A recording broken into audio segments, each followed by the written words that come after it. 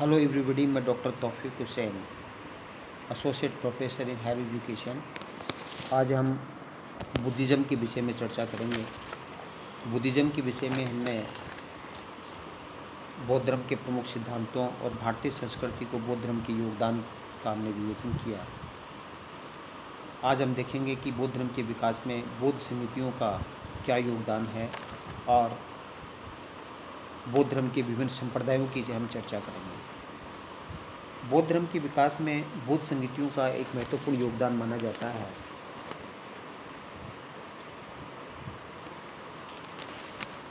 महात्मा बुद्ध की मृत्यु के पश्चात या महापरिनिर्वाण के पश्चात है वो बौद्ध धर्म के सिद्धांतों और महात्मा बुद्ध की शिक्षाओं को संकलित करने के लिए है वो बौद्ध संगीतियों का आयोजन किया गया, जिसमें 4 बौद्ध संगीति है वो प्रमुख मानी जाती है।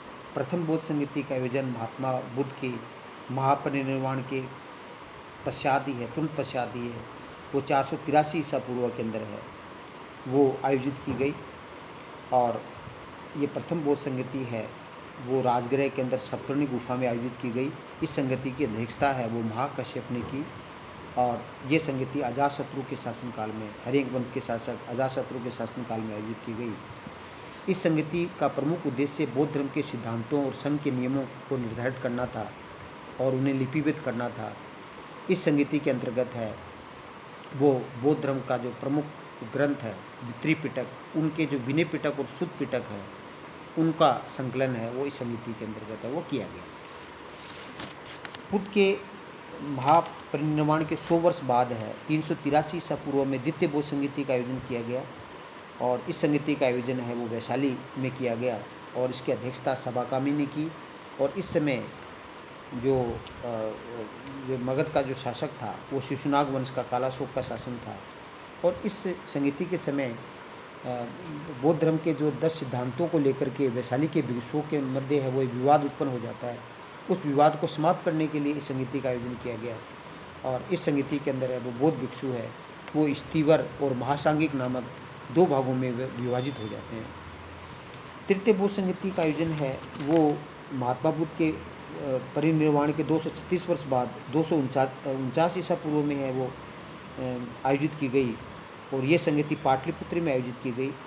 इस संगीति की अध्यक्षता है वो मोगलीपुत्र तीस ने की। और इस संगीति का आयोजन है वो मौर्य सम्राट अशोक के शासनकाल के अंदर है वो आयोजित की गई ये संगीति। और इस संगीति में जो त्रिपिटकों का जो दार्शनिक और आध्यात्मिक जो तत्व है उनका निरूपण किया गया, अर्थात अभिधम पिटक का संकलन किया गया। इस संगीति के समय विदेशों में बौद्ध धर्म का प्रचार, विदेशों में अपने जो बौद्ध धर्म के प्रचार के लिए वो प्रचारक वो भेजे गए। और कथावतु नामक जो ग्रंथ का संकलन है वो इस संगीति के अंदर किया गया। और दीपन से वो महावंश है, सामंत प्रसादिका है, उसमें है वो इस संगीति का उल्लेख हमें मिलता है। जबकि अंतिम बौद्ध संगीति है, चतुर्थ बौद्ध संगीति है वो 1st सेंचुरी एडी के अंदर है। वो कनिष्क के कुषाण शासक कनिष्क के समय में आयोजित की गई कश्मीर के कुंडलमल विहार में। और इस संगीति की अध्यक्षता वसुमित्र ने और इस संगीति की उपाध्यक्ष है वो अश्वघोष थे। इस संगीति के अंदर संस्कृत भाषा में भावी भाषा का संकलन किया गया। और इसमें बौद्ध धर्म हीनयान और महायान नामक 2 स्वतंत्र संप्रदायों में विभाजित हो जाता है। तो इस प्रकार जो 4 बौद्ध संगीति है इसमें जो बौद्ध ग्रंथ है उनका है वो संकलन है वो किया गया। और बौद्ध धर्म के विकास में इन समितियों का महत्वपूर्ण योगदान माना जाता है। जहाँ तक बौद्ध धर्म के विभिन्न संप्रदायों का प्रश्न है, जैसे कि मैंने बताया कि बौद्ध धर्म जो कनिष्क के शासनकाल के अंदर है वो 2 भागों में विभाजित हो जाता है, हीनयान और महायान। हीनयान और महायान में हम अंतर है वो देखेंगे। हीनयान जैसे नाम से प्रतीत लगता है कि हीनयान मतलब छोटा यान और महायान का मतलब बड़ा यान। हीनयान है के विषय में कहा जाता है ये संकीर्ण प्रवृत्ति के थे, जबकि महायानी है वो व्यापक दृष्टिकोण के थे। हीनयानियों का संकीर्ण मार्ग था जबकि महायानियों का एक व्यापक मार्ग था। क्योंकि हीनयानियों का जो चरम लक्ष्य है वो अरहत की प्राप्ति थी, अर्थात व्यक्ति सिर्फ अपनी मुक्ति के लिए वो प्रयत्नशील रहना चाहिए, अर्थात ये सेल्फिश थे। मतलब अपनी मुक्ति तक ही है, इंडिविजुअल लिबरेशन है उसमें विश्वास करते थे। जबकि महायान का जो चरम लक्ष्य है वो बोधिसत्व की प्राप्ति थी, अर्थात जब तक संसार के अन्य व्यक्तियों को है या संसार के समस्त व्यक्तियों को या दुखी प्राणियों को जब तक मुक्ति प्राप्त नहीं हो जाती तब तक वो प्रयत्नशील रहते थे। अर्थात बोधिसत्व है इनका प्रमुख लक्ष्य था। तो हीनयानी का चरम लक्ष्य है वो छोटा था, अरहत की प्राप्ति थी, अपने खुद का इंडिविजुअल लिबरेशन था। जबकि महायानियों का जो लक्ष्य है वो सार्वभौमिक मुक्ति थी, अर्थात यूनिवर्सल लिबरेशन की बात है वो महायान करता है। हीनयान, जैसे मैंने बताया कि हीनयान रूढ़िवादी थे, ये परिवर्तन के चेंज के विरोधी थे, परिवर्तन के घोर विरोधी थे और बौद्ध धर्म का जो परंपरागत रूप है उसके समर्थक थे। जो ट्रेडिशनल फॉर्म ऑफ बुद्धिज्म है उसके समर्थक है वो हीनयानी थे। जबकि महायानी एक लिबरल और एक प्रोग्रेसिव थे, वो समय के अनुसार अपने आप को परिवर्तन के पक्षधर थे। जो महायानी है वो एक तरह से चेंज के पक्षधर थे। हीनयान है वो बुद्ध को है वो एक महान पुरुष के रूप में स्वीकार करते थे, जबकि महायानी है वो बुद्ध को ईश्वर के रूप में है वो प्रतिष्ठित कर दिया उन्होंने। और महात्मा बुद्ध की है वो मूर्तियाँ बनाना प्रारंभ हो गया, जबकि हीनयान के अंदर है वो प्रतीक पूजा है, बोधि वृक्ष है, धर्मचक्र है आदि प्रतीक पूजा के रूप में है वो बुद्ध की उपासना की जाती थी। हीनयानी जहाँ तक हीनयानियों का मानना है कि भिक्षु जीवन और संन्यास के बल पर ही है वो आप मोक्ष या निर्वाण प्राप्त कर सकते हैं। तो मतलब मनुष्य को यदि निर्वाण प्राप्त करना है तो इस संसार का त्याग करना होगा। जबकि महायानियों का मानना है कि अब कोई भी व्यक्ति है, ग्रस्त व्यक्ति है, वो भी संसार में रहते हुए भी है वो मोक्ष प्राप्त है वो कर सकता है। ये महायान में अंतर था। तो निर्वाण को लेकर भी हीनयान और महायान में अंतर था, जहाँ निर्वाण को एक तरह से हीनयानी अभाव रूप मानते हैं और निर्वाण का अर्थ बुझ जाना।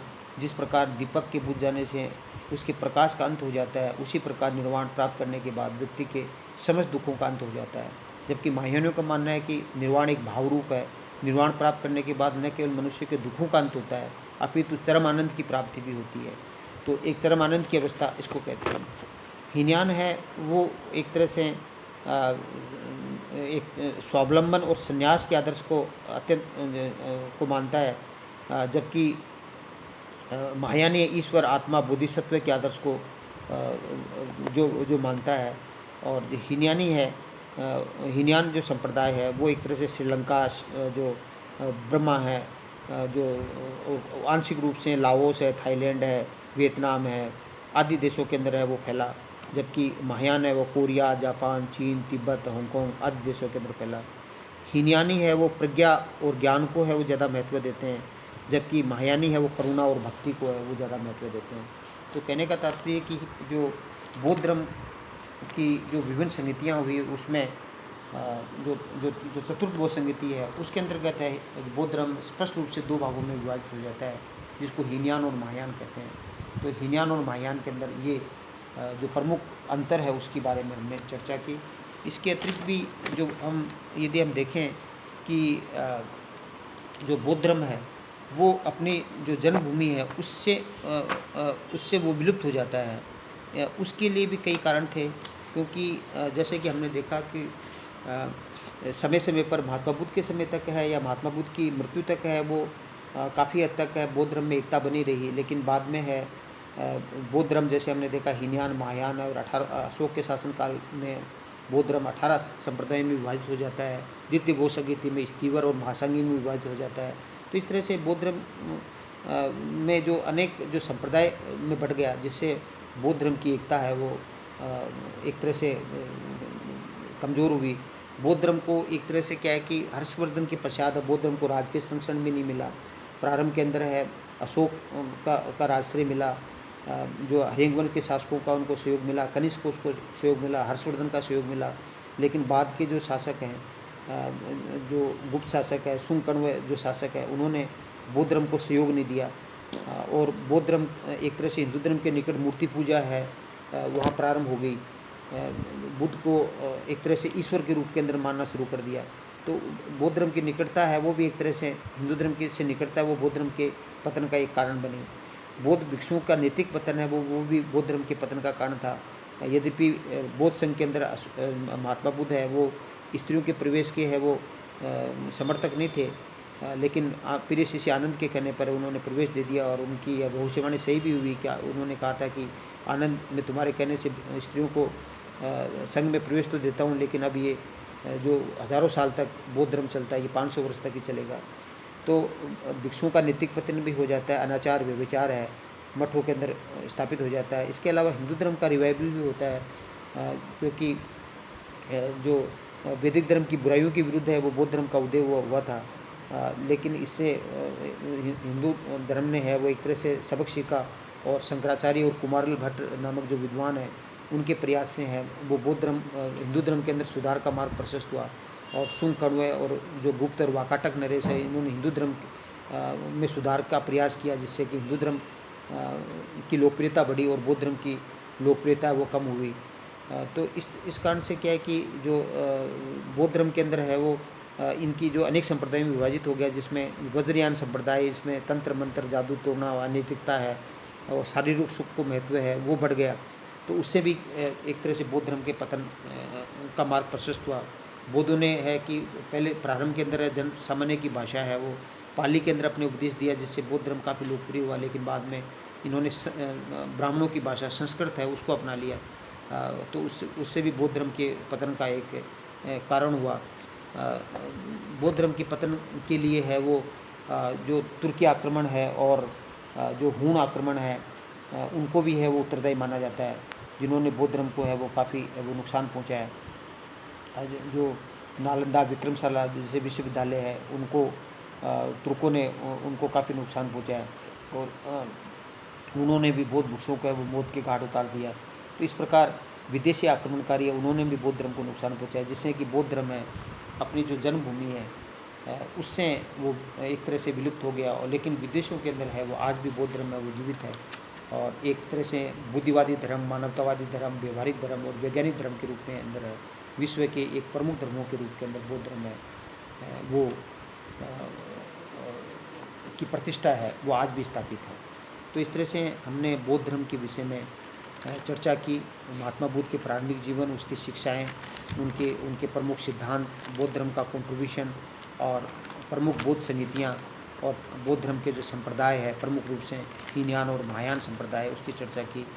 तो लगभग जो आपके सिलेबस में है वो उन सभी पक्षों की चर्चा है वो हमने कर ली है। तो थैंक यू। जय हिंद, जय भारत।